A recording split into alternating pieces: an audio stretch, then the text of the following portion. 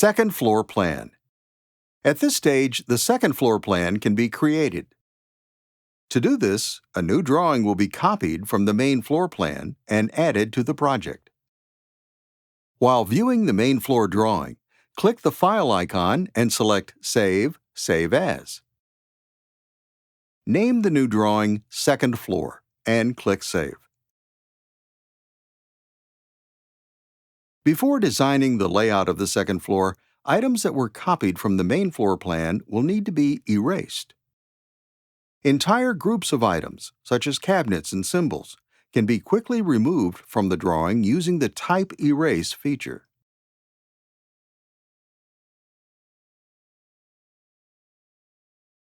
Next, the Block Cut command can be used to erase the entire garage and other wall segments that should not be included in the second floor plan. The removal of the garage created a large gap. The simplest way to have two walls form a corner is to use the Fillet command. Select Tools, Fillet. Click the vertical wall first, then position the cursor on the end of the horizontal wall and click again. The horizontal wall extends to form the corner. The next step is to sketch the partition walls that will create the layout of the second floor.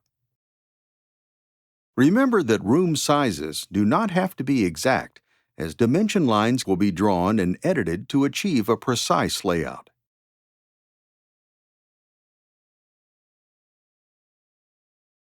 The second floor plan can now be moved into the Model section of the navigation window and generated in 3D.